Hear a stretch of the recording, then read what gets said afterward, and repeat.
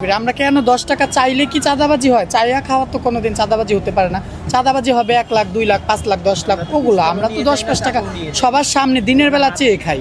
মা তো চাই আমাদের নিয়ে ঈদ করতে, কিন্তু সমাজের কারণে আসলে পারে না। সমাজের লোক বলে যে এটা কে আসছে, তখন মা বলে কি তোর আসার দরকার নেই বাসায়, তুই তোর কমিউনিটি আমাদের মা জাতীয় যতগুলো নারী আছে, আমি সকল মায়েদের জন্য বলবো যে মা, ঈদ মোবারক, ঈদের শুভেচ্ছা আমার একজন সন্তানের জন্য। তারা করে চাঁদাবাজি, আর ওইটার ব্লেমটা আমাদের উপর, ওইটার ইয়াটা আমাদের, যে আমরা নাকি চাঁদাবাজি করি। আমরা কেন 10 টাকা চাইলে কি চাঁদাবাজি হয়? চাইয়া খাওয়া তো কোনোদিন চাঁদাবাজি হতে পারে না।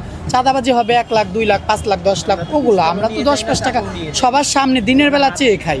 তো এটা তো কখনো চাঁদাবাজি হতে পারে না। ওই কিছু সংখ্যক লোক আছে। হ্যাঁ, এইটাই। আজকে যে ভালো লাগছে, আপনার কাছে 10 টাকা আছে, আপনি আমাকে দিয়েছেন। এই ভাইয়াটার কাছে আজকে 10 টাকা নেই, সে আজকে আমাকে দিতে পারবে না। তাই বলে তার সাথে যদি আমি খারাপ ব্যবহার করি, সেটা হবে কি আমার খারাপ বিহেভ, এবং সেটাই হবে চাঁদাবাজি। আর আজকে যদি আমি ভাইয়াকে বলি যে থাক, আজকে আমাকে তার কাছে নিয়ে, সে আমাকে দিতে পারে নাই, সে নেক্সট টাইমে আমার ব্যবহারে অবশ্যই বলবে যে আজকে দেয় না, উনি কিন্তু আবার আরেকদিন আমাকে দিবে। এটাই নিয়ম। টাকা দিয়েছে, সেটাকে মানবতা। শেষ প্রশ্ন, সন্তানের জন্য মায়ের একটা সবসময় কিন্তু টান বেশি থাকে। তো আপনার যে মা কিংবা আপনাদের যারা মা, তারা তো মানে বাবা হয়তো একটু কঠিন হইলেও মারা তো নরম থাকে। তো মায়েরা আপনাদের ফোন টোন দেয় না ঈদের সময়, কিংবা ফোন দিলে কানা হোক ল্যাংরা হোক, সন্তান সবগুলি সমান থাকে। আর যেটা একটু মানে কানা মানে ইয়া থাকে, উনি থাকে, ওনার প্রতি একটু টান থাকে বেশি সকল মায়েদের। আর বিশেষ করে মা সবসময় আমাদেরকে সাপোর্ট করে।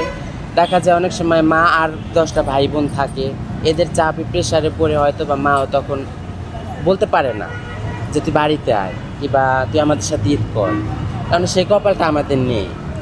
মা তো চাই আমাদের নিয়ে ঈদ করতে, কিন্তু সমাজের কারণে আসলে পারে না। সমাজের লোক বলে যে এটা কে আসছে, তখন মা বলে কি তোর আসার দরকার নেই বাসায়, তুই তোর কমিউনিটি। আমাদের যে কোনো একটা মানে বুঝ দিতে হয় মাকে, যে সে তো জন্ম দিয়েছে, 10 মাস 10 দিন পেটে ধরেছে, যে তখন তাকে একটা বুঝ দিতে হয়, মিথ্যে সান্ত্বনা দিতে হয় যে তোমার আরো ছেলে পেলে আছে, মেয়ে আছে, যারাই আছে তাদের তুমি ঈদ করো, আমি আসবো। আলাদা করে লুকায় দেখা করেন কিনা, কিংবা করবেন কিনা?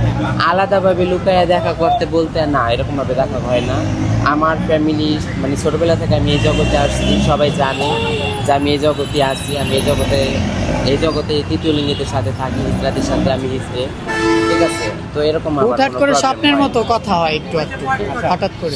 আমার শেষ প্রশ্ন, আজকে আপনার মাকে আপনি ঈদের শুভেচ্ছা জানাবেন, এইটা আপনি কিভাবে জানাবেন? আপনি আপনার মায়ের উদ্দেশ্যে একটা ঈদের শুভেচ্ছা জানাবেন, আপনার মাকে বলতে চান এমন একটা কথা আপনি বলেন।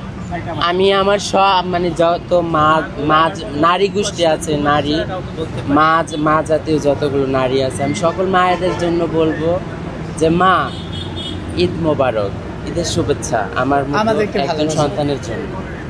আর 5টা সন্তান তোমার কাছে যেরকম, আমিও ঠিক সেরকম।